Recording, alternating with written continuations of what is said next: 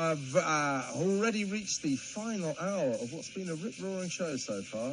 Really enjoying it. Some great stories, and we've got some great stories coming up in this hour. Of course, this hour will be finished, as always, in the excellent company of Caroline Frost, the Ace Entertainment reporter, who will be bringing us her essential show business bulletin.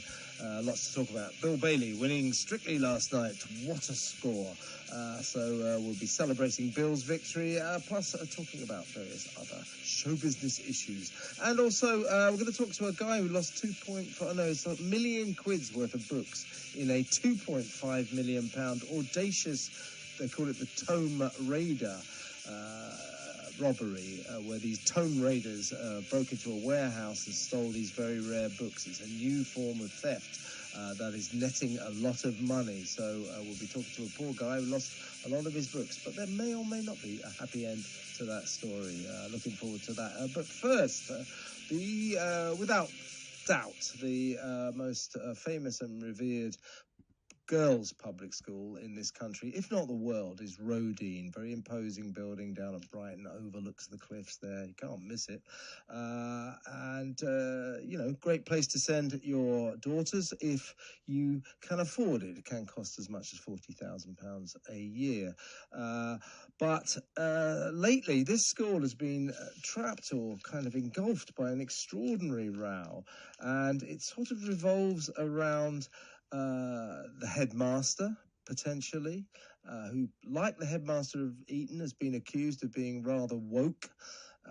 There are new curricula coming up for the kids involving black history, the sort of thing that is happening all over the country now with these modern ideas and more diverse approach to education. Don't just focus on white privilege, focus on other people, that sort of thing. So that's one aspect of it. But more heinous in terms of the history of Roedean is the fact that it is thought that he wants to admit boys for the first time in the history of that great school, and a lot of the former pupils are not very keen on that, and some other luminaries in the setup of that school were against it as well. So this is quite a sort of bitter row is raging at the moment, and we're going to talk to a former Roedean pupil who I know she's a governor of the school now, and she has some very strong opinions on what's going on at her lovely old school.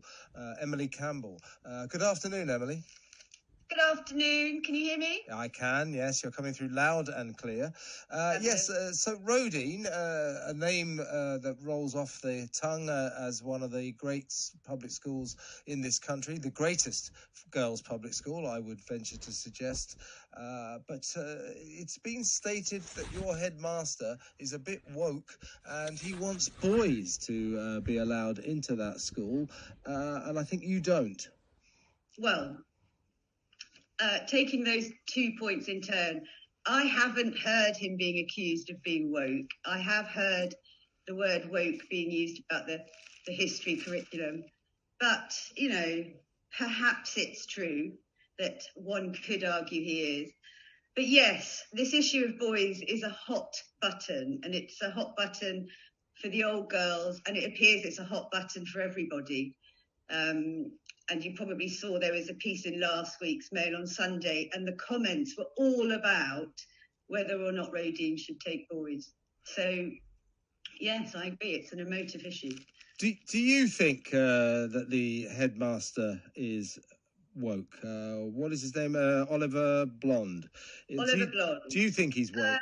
It depends how you define woke. I mean, it's a very politicised term.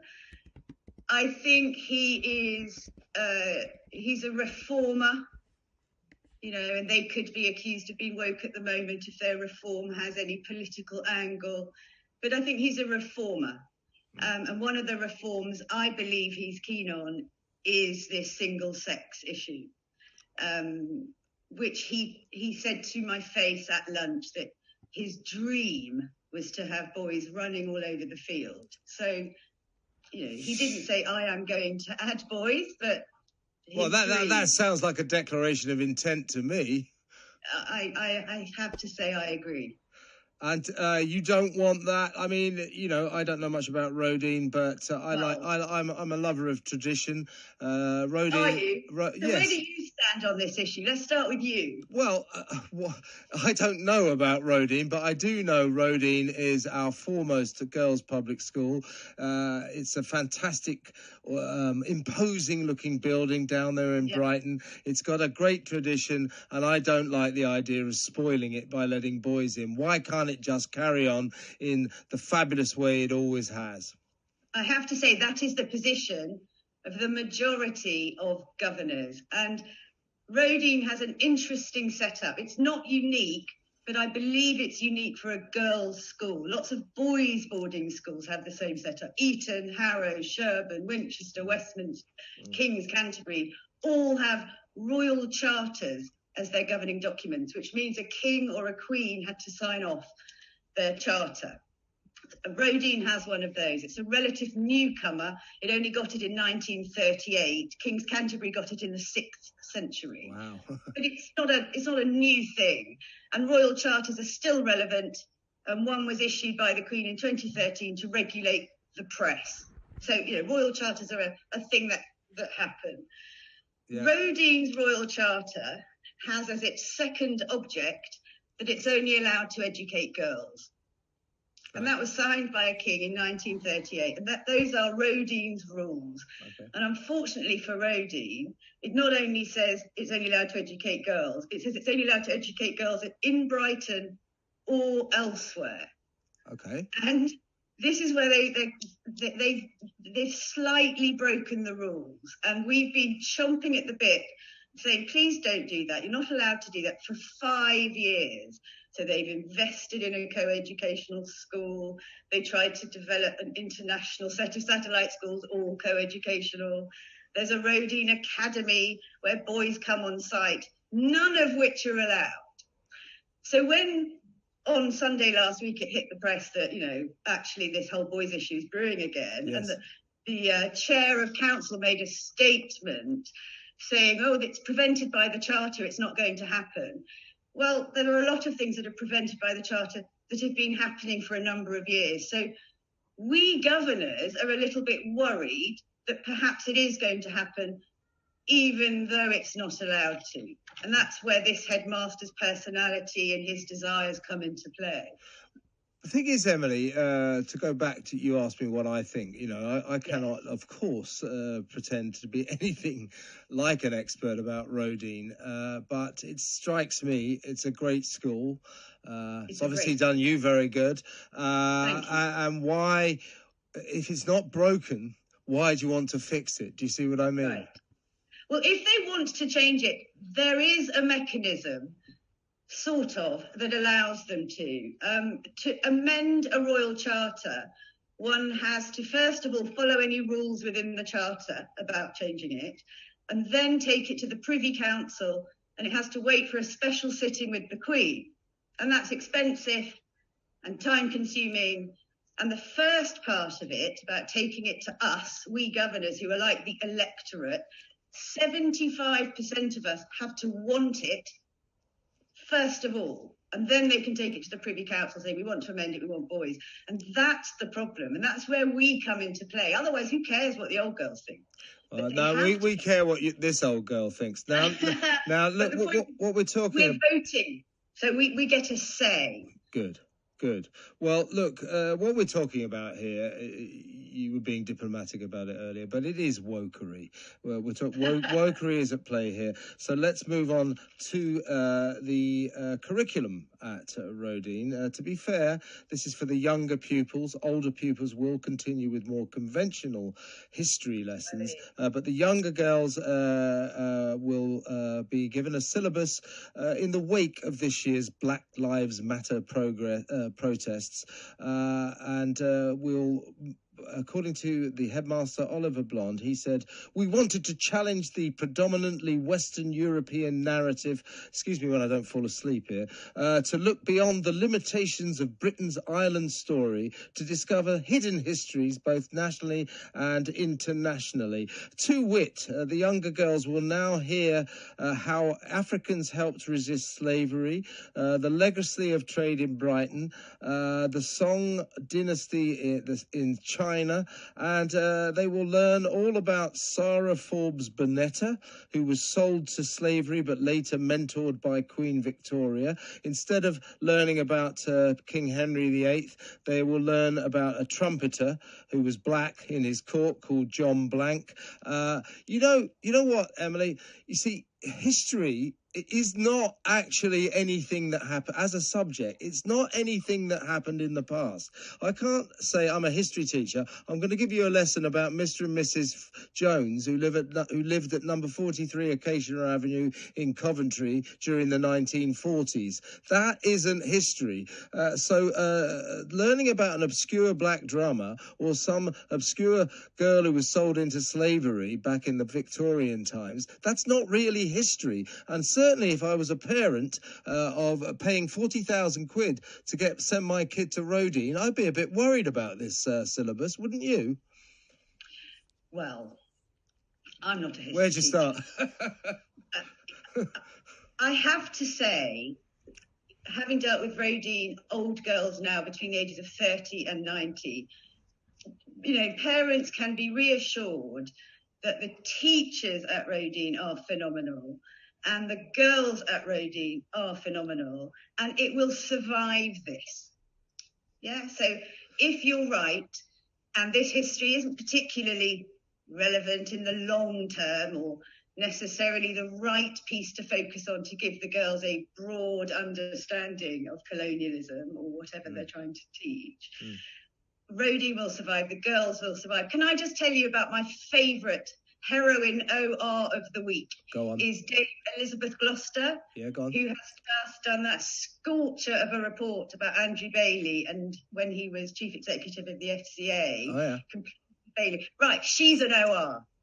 That is what Roedean creates.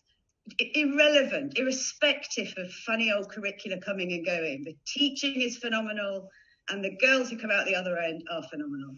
Yeah. Now, must I stress that Mr. Oliver Blond is not here to speak for himself, but I am reading from his quotes. This depresses me greatly. I'll read that again. "We wanted to challenge the predominantly Western European narrative." Well, first of all, Oliver, this is Western Europe. That's worth teaching the kids about if they live in Western Europe. And look beyond the limitations of Britain's island story. The limitations of Britain's island story. What does he mean by that? What's wrong with Britain's island story? I happen to be pretty proud of it. Well, maybe invite him on. No, he's welcome any time. But what do you think about this? This is classic, in my mind, mindless wokery. The sort of thing. What I believe will happen is in those lessons, the girls will challenge it. That's what I believe will happen. So if the curriculum is as you describe, if it does play out that it is a little woke and a little one-sided and a little weird and not relevant, then the girls will debate it a lot and they will form their own views. Of that you can be assured. Let's cast your mind back to when you were at Roedean. What are the advantages of a girl going to that great school? What's it like to be a pupil there? How do the days go? Tell us all about it. Well, I think Sarah Lawrence wrote a marvellous piece in the Telegraph on Tuesday last week describing the laughter and the not worrying about makeup to go to breakfast and the bonding. I've got 40-year-long friendships, and people have friendships longer than that. So the overriding thing, above and beyond qualifications, is the friendships and the quality of the teaching. And it creates somebody, like me, who's unashamedly myself. I can tell that. Yeah, and I have opinions, and I'm being, vilified in Roedean circles for doing the things I'm doing. But I've tried for 5 years to do this quietly, and it didn't change effectively what I think needs changing. So here we are. What do you do now? I know you're a governor of the school, but what do you do? I'm currently just a housewife, she says. No, don't say that. You're not allowed to say that in 2021. Well, I love it. I love it. I love my life. I love the confidence I've got. I love the fact I have time to care about Roedean and what it's doing. Do you have kids yourself, Emily? I have 2 sons, yes. Okay, so you don't send them to Roedean. We've been discussing that, I don't think I'll get the opportunity. But... Good. Now, we discussed earlier that temperatures have risen in this dispute. People have got quite worked up. And I know that I didn't want to dwell on this because it seems like a fairly minor incident, but when you all got together at a meeting of the governors not so long ago at the Caledonian Club in London, that you were that it actually sort of turned slightly violent. Tell us about that. I mean, Sarah Lawrence, turning to her piece again, who's a niece, great niece of the founding sister. So I love the fact that she stepped up here. The piece she said it's slightly ridiculous. I'm sorry I missed it. It sounds a hoot. And Roedean girls are nothing if not feisty. And, Dame Elizabeth Gloucester, again, feisty. So, yes, it wasn't ideal. Somebody, we better not name her, but somebody sort of hit you in the back, didn't they? Very, very cross, because we had managed to, we didn't know at that point, but that night we managed to elect 3 councillors. So some of the changes we've been trying to effect from within are through elections. And it had caused high tensions. And yes, somebody completely lost it with me, but I didn't retaliate. I'm all right with being attacked. If I care enough about something, I'm not going to stop just because I'm attacked. Well, listen, Emily, if Roedean can continue to churn out people like you, then I think they shouldn't change a brick or any mortar or anything about that school. Thank you so much. They should carry on exactly as they have been doing. And maybe, just teach traditional history. What's wrong with that? We don't want to know about... Write them a letter. We don't want to know about the trumpeter behind him. We want to know about the king. It's pretty obvious. Emily, fantastic to talk to you. I wish you all the best with your campaign to keep Roedean exactly as it is. Emily Campbell, the redoubtable former Roedean pupil and now a governor of that school. I'm Kevin O'Sullivan and this is Talk Radio. Talk Radio. The KFC gravy...